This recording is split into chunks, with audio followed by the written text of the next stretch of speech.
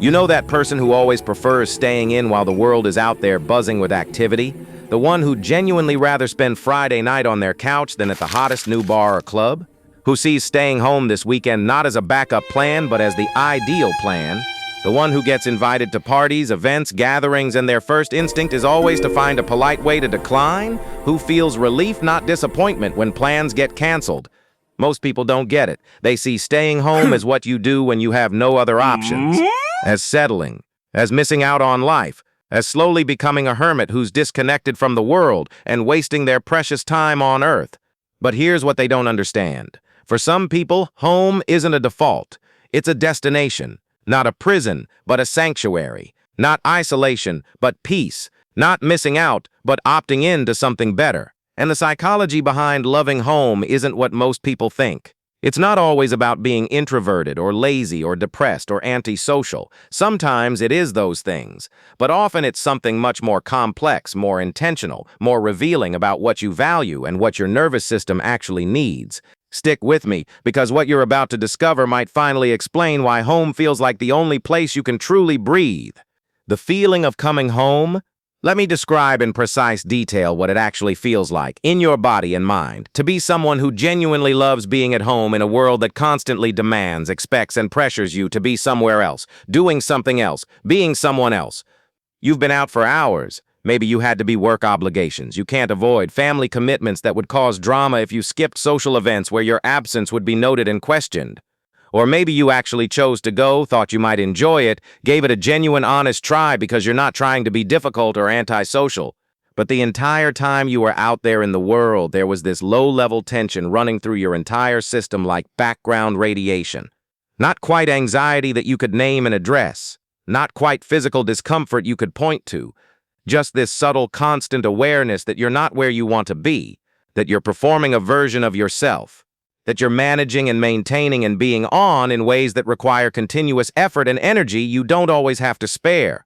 You navigate the crowded spaces, the ambient noise you can't control, the social dynamics you have to track and respond to appropriately, the small talk that feels like quicksand pulling at your energy, the constant vigilance required to be appropriate and pleasant and engaged.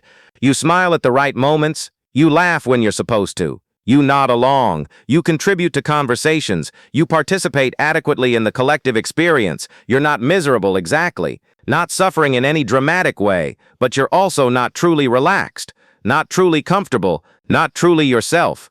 Then finally, mercifully, you come home. You step inside your own space. Close the door behind you, turn the lock, and something fundamental in your nervous system immediately, noticeably shifts. It's almost physical, like a weight being lifted off your chest. Shoulders that you didn't even realize were tensed up near your ears suddenly drop down to their natural position. Your jaw unclenches. Your breathing automatically deepens and slows. Your heart rate decreases slightly. The performance ends. The mask slides off. The constant self-monitoring stops. You're finally, completely, blissfully alone in your own carefully constructed space. Your sanctuary. And the relief is almost overwhelming in its intensity. You don't have to be on anymore, don't have to monitor every word before it leaves your mouth, don't have to maintain the appropriate facial expressions, don't have to manage your body language to appear engaged and interested, don't have to track and respond to everyone else's emotional states and needs, don't have to navigate the complex invisible social rules that govern public interaction. Don't have to make conversation or be interesting or be appropriate or be anything except exactly what you are in this moment. You can just exist, breathe, be. You change into comfortable clothes if you're not already in them. Soft pants, old shirts, things you'd never wear in public but that feel like wearing a hug. Or maybe you strip down to minimal clothing or nothing at all because you can, because this is your space and there are no rules except your own comfort. The sounds in your space are yours to control. You can have total silence if that's what you need. Or you can play your music at whatever volume suits you. Music that actually reflects your taste rather than the lowest common denominator playlist playing wherever you just were. Or you can put on a show you've seen 100 times, the familiar dialogue becoming comforting background noise. You move through your space in whatever way feels natural, without being observed or questioned or judged. You can pace if you need to move. You can collapse on the couch and not move for an hour. You can do bizarre little dances.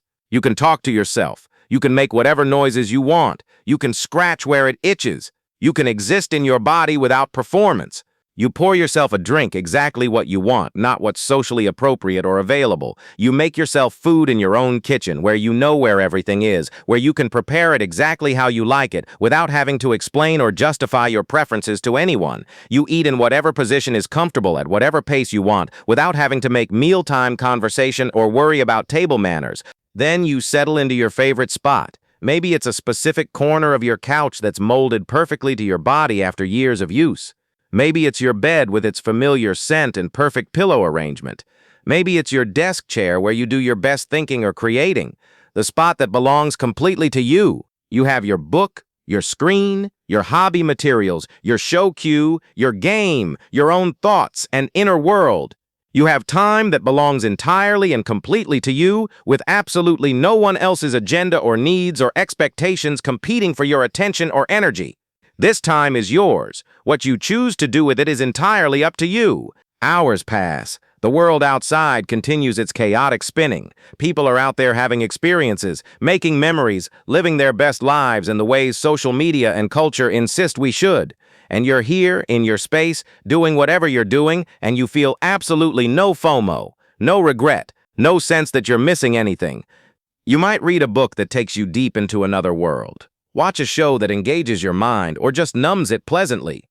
Create something, art, music, writing, code, food, whatever your hands and mind want to make. Browse the internet following whatever thread of curiosity appears. Play a game that challenges you or soothes you. Cook something elaborate just because you can. Clean and reorganize because the act of ordering your space orders your mind. Do absolutely nothing productive at all and feel zero guilt about it because productivity isn't the point when you're home. Being is the point.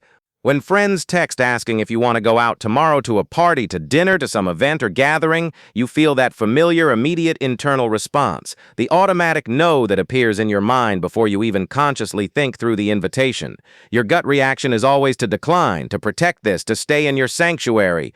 You know intellectually that you're supposed to say yes sometimes. You know that people will eventually stop asking if you always say no. You know that society tells you you're supposed to have a more active social life, that staying home this much is seen as concerning or sad or wasteful. You know you're probably being judged as antisocial or boring or missing out.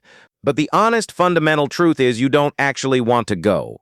Not because you don't like your friends. Not because you're severely depressed or agoraphobic or broken in some clinical way, simply, straightforwardly because being here at home, in your space, doing your things at your pace, sounds genuinely, authentically better to you than whatever they're proposing. Actually better. Not second best. Not a consolation prize. Not settling. Better. And maybe you feel guilty about this preference sometimes. Maybe you've internalized enough cultural messaging that you wonder if something is fundamentally wrong with you for loving home this much. Maybe you question whether you're doing life correctly, whether you're wasting your precious finite time on Earth by spending so much of it within the same four walls. But then you actually think carefully about what living fully would realistically mean for you specifically, and it looks remarkably like this. Like having complete control over your environment and your time, like not being constantly drained by social performance and sensory overstimulation. Like having space, physical and mental and emotional space to think deeply, to create freely, to rest genuinely, to exist without being perpetually watched or needed or evaluated or judged. This is your actual preference, not your limitation, not your dysfunction, your preference. The 4 types of home lovers. Not everyone who loves staying home loves it for the same reason. There are actually 4 distinct psychological profiles, each with completely different motivations, needs, and relationships to the outside world.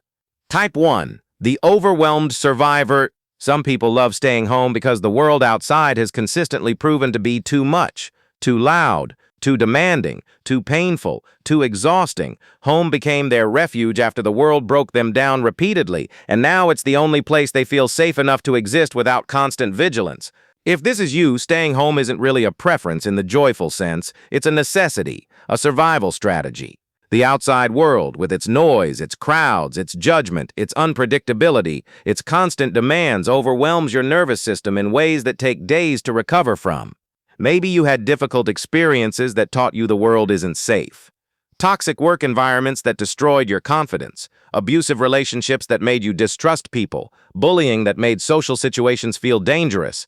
Trauma that made anywhere outside your controlled space feel threatening.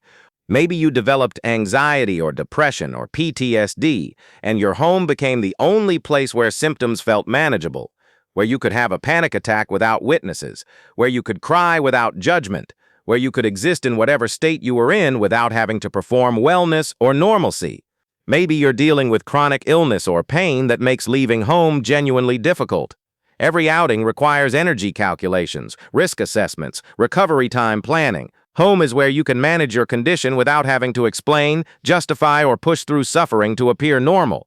Or maybe you're just a highly sensitive person in a world that's not designed for your nervous system. The sensory overload of public spaces, lights, sounds, smells, crowds, chaos is genuinely painful, not just mildly uncomfortable. Home is the only place you can regulate your nervous system, where stimulation is under your control. Watch this type carefully. When they talk about staying home, there's often subtle relief mixed with resignation. They're not thrilled about their preference. They're managing trauma or illness or sensitivity as best they can. They might wish they could enjoy going out like others do. They might feel defective or broken for needing home this much. They often have specific routines and rituals at home that help them feel safe and regulated. Everything has its place. Predictability is crucial. Their home isn't just comfortable, it's structured to support their specific nervous system needs or manage their specific conditions. The strength here is survival and self-knowledge. They've figured out what they need to function, and they're honoring it, even when the world judges them for it. They're not forcing themselves into situations that harm them just to appear normal. But the shadow is significant. Their love of home isn't really love. It's dependence born from wounding. The world has become something to hide from rather than engage with. Their life may be getting progressively smaller as avoidance becomes more entrenched. They often struggle with isolation that's forced rather than chosen. They want connection but don't have the energy or capacity for it in traditional forms. They might feel trapped by their own limitations, resentful of people who can easily do things they can't, and there's often unaddressed trauma or untreated mental health conditions underneath. They need support, not judgment. Therapy, not lectures about getting out more. Accommodation of their real limitations, not pressure to push through in ways that might cause harm. Type 2. The intentional introvert. Then there's a completely different type. People who love staying home not because the world wounded them, but because they genuinely naturally recharge and find joy in solitude and familiar spaces. This is their authentic preference, not a trauma response. If this is you, staying home isn't about avoiding the outside world. It's about actively choosing what energizes you. You can go out. You do go out when there's good reason. You're capable of socializing, enjoying events, having adventures. You're not broken or scared. You just genuinely prefer the comfort, control, and peace of your own space most of the time. Going out drains your energy. Being home restores it. It's that simple. Your brain is wired for introversion. Social interaction, even positive interaction with people you like, depletes your energy reserves rather than filling them. You need substantial alone time to feel like yourself. This isn't damage, it's temperament.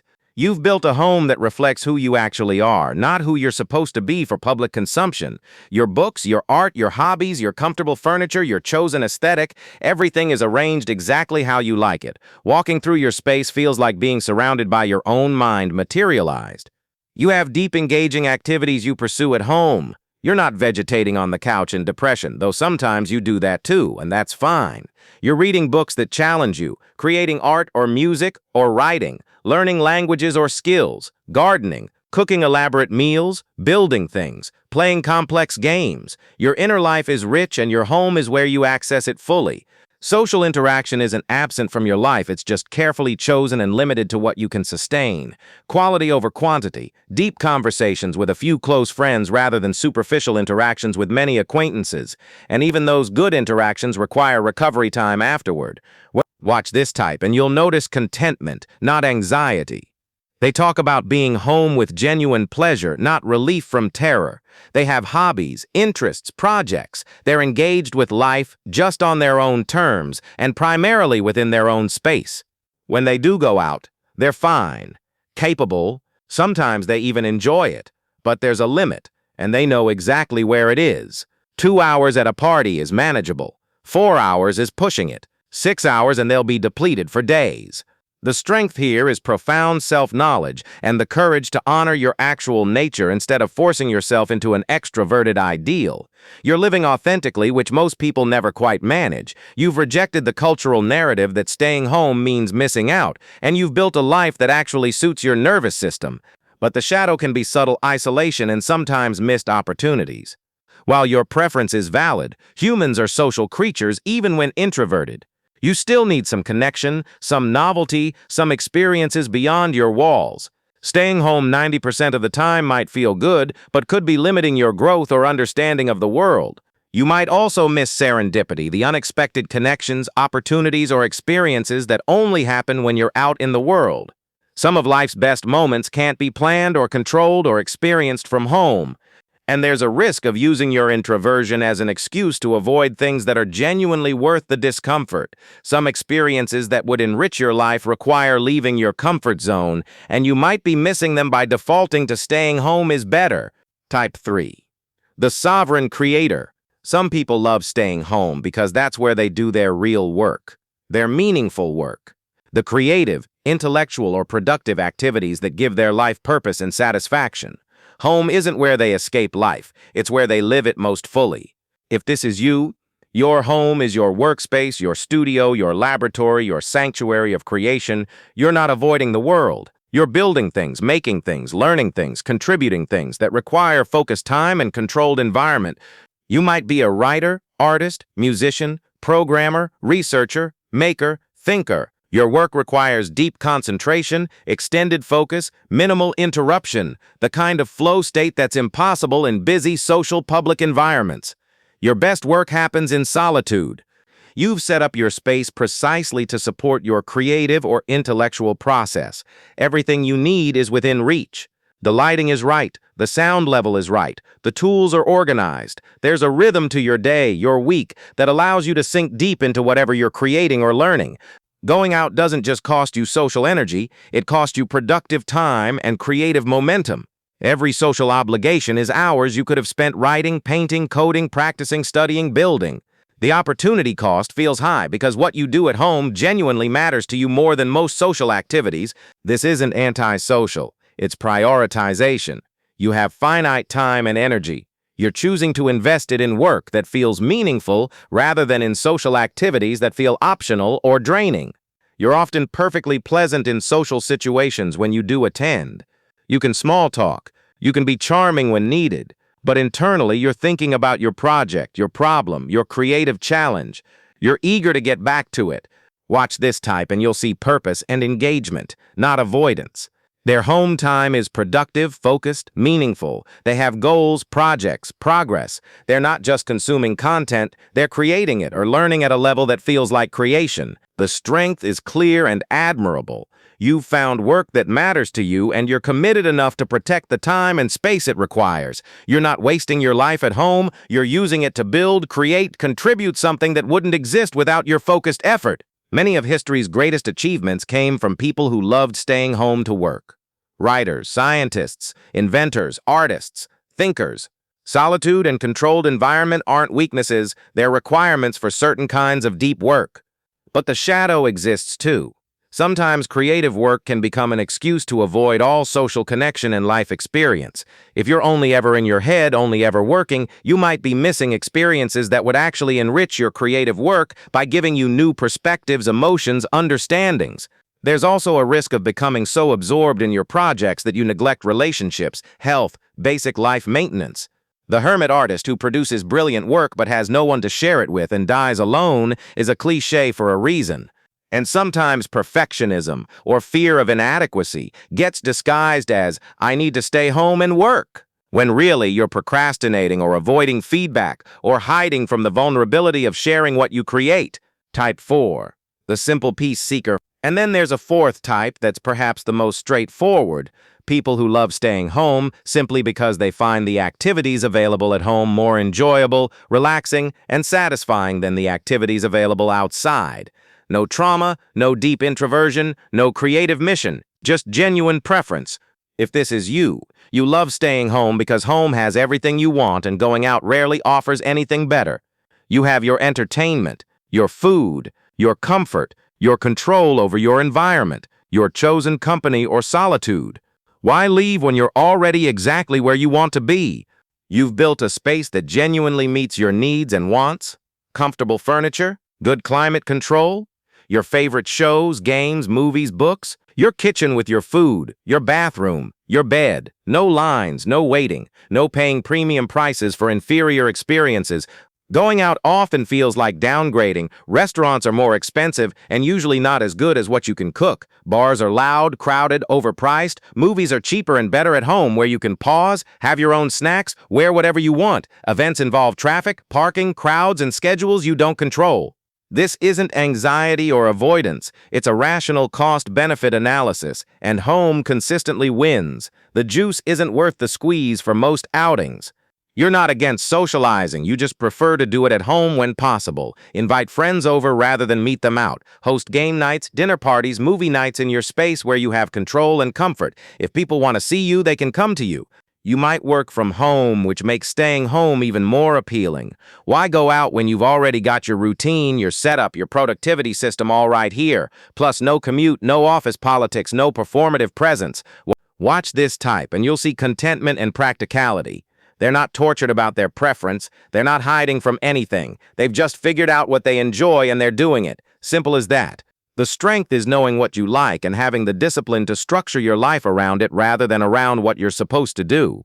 You're not FOMO-driven. You're not peer-pressured into activities you don't enjoy. You're living for yourself. You probably save a lot of money by not going out constantly. You're investing in your space instead of in experiences that don't actually satisfy you. That's smart resource allocation. But the shadow can be complacency and missing growth opportunities. While comfort is nice, too much comfort can make you stagnant. If you never do anything that challenges you or pushes you outside your routine, you might be limiting your development as a person. You might also be missing experiences that you'd actually enjoy if you tried them. Your assumption that staying home is always better might not always be accurate, but you won't know unless you occasionally test it. And there's a social cost. If you always make people come to you, never willing to meet them halfway or make the effort to go where they are, relationships can fade. People get tired of always having to accommodate your preference. What the research shows, here's what's fascinating from a psychological and neurological perspective. People who genuinely love being at home aren't all the same, but they do share some common traits. Studies show that introverts, about 30 to 50% of the population, literally have different brain chemistry. Their brains are more sensitive to dopamine, so they get overstimulated more easily in high-stimulation environments. They need less external stimulation to feel satisfied. People who prefer familiar environments often have what's called lower sensation-seeking scores. They're not bored by routine and repetition the way high sensation seekers are. Predictability feels good to them, not stifling. There's also research suggesting that people who spend more time at home often have higher levels of creativity and introspection. Solitude provides the mental space for deep thinking, reflection, and original ideas. But, and this is important, prolonged social isolation, even when chosen, has documented negative health effects. Increased risk of depression, cognitive decline, physical health problems. Humans evolved to be social creatures. We need some level of connection and interaction to thrive. The key seems to be finding your personal optimal balance. Some people need lots of social interaction and external stimulation. Some need very little. Most of us are somewhere in the middle. The question is whether you've found your actual balance or whether you've tipped too far in either direction.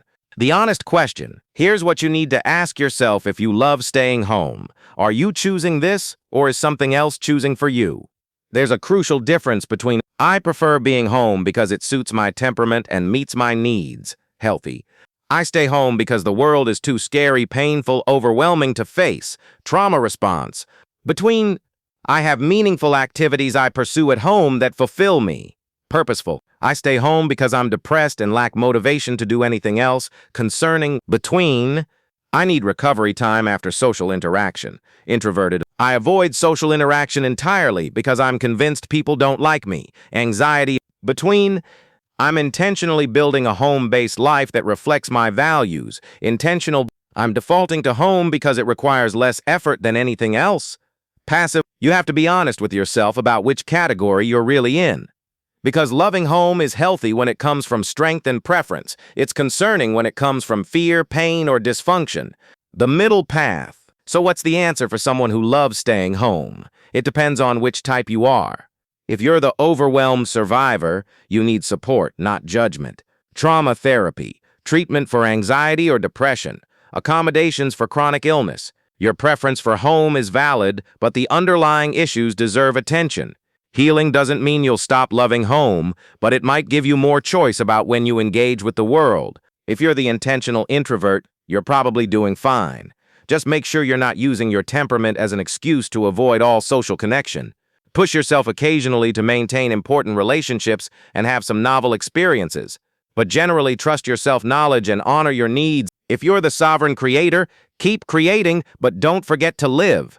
Balance focused work with experiences that feed your soul and your art. You can't create from a well that's never refilled. Some exposure to the world, to other people, to new experiences will ultimately serve your work. If you're the simple peace seeker, enjoy your comfort but occasionally challenge it. Try new things. Say yes to some invitations. Make sure your preference for home isn't preventing growth or limiting your life in ways you'll regret later. For everyone, the goal isn't to love going out more than staying home. The goal is to make sure your preference is serving you, not limiting you, that it comes from strength, not fear, that it's a choice, not a default. The reframe, loving staying at home doesn't make you lazy or antisocial or broken or boring. It makes you someone with specific needs, preferences, and values that don't match the extroverted ideal that culture pushes. Some people are energized by crowds and noise and constant stimulation. You're not. That's not a character flaw. It's a difference. Your home is your sanctuary, your workspace, your charging station, your creative space, your peace. That's beautiful if it's working for you. But make sure it's not becoming your prison. Make sure you still have windows to the world. Make sure you're choosing home, not just avoiding everything else. Because the best life isn't the one that looks right to others. It's the one that actually fits you. And if that life is mostly at home, centered around your space, your rhythm, your chosen activities, that's perfectly valid. Just make sure it's actually yours. The final question, so which type are you? The overwhelmed survivor seeking refuge from a world that's hurt you? The intentional introvert honoring your natural temperament? The sovereign creator protecting your time and space for meaningful work? The simple peace seeker who just prefers what home offers? Or maybe a mix of these? And here's the deeper question. If you woke up tomorrow and all your anxiety, all your past wounds, all your limiting beliefs were gone, would you still choose to stay home most of the time? If the answer is yes, beautiful. You've found your truth. Honor it. If the answer is no or I'm not sure, that's information. Maybe there's healing work to do. Maybe there are experiences you're missing that you actually want. You don't owe anyone an extroverted life. You don't have to apologize for loving home. But you do owe yourself honesty about whether your love of home is freedom or fear, and only you can answer that.